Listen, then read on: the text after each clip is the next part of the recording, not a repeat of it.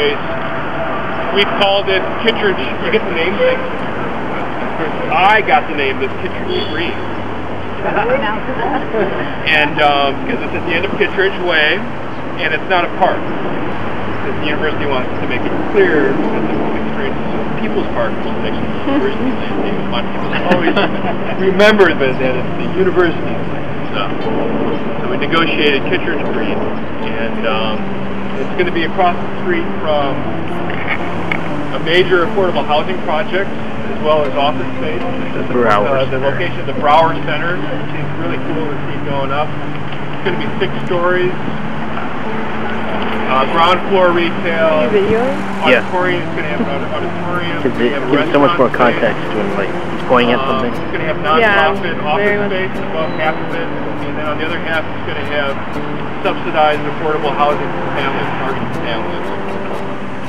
And then Oxford Way itself is going to undergo a redesign with a lot more street trees, traffic calming and stuff. So you have an opportunity to have housing for families across the new open space. And there's also talk about, when this becomes a green, having some features that would be a good fit for family housing. Do I have a design already done?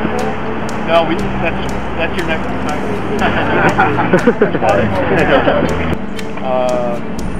Plot check. Great. This is a new addition. I think everybody would agree that's a very sensitive. This is kind of the contextual architecture thing that I was talking about earlier, where even though it's new, even though it's modern, it picks up a lot of the same things. It's got the cornice line. It's got the vertical piers are really important to this building. The vertical piers aren't quite the same proportion, but they're still there in this building. Having windows and panels and the spandrels are the things that are between the windows when it's a vertical composition. Having those line up in a vertical way picks up the verticality of that, right? Mention the cornice, and then you know, one of the finesse moves in doing contextual design is where the old and the new abut. You actually use that as a joint.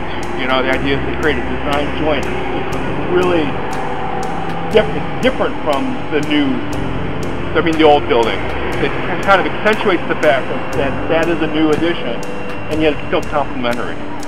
Now, opportunity totally missed.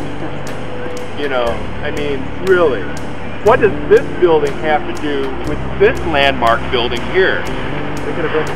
I mean, this has more to do with like suburban single-family housing with end gables than it does to do with like Art Deco. San Jose. Like LA Valley.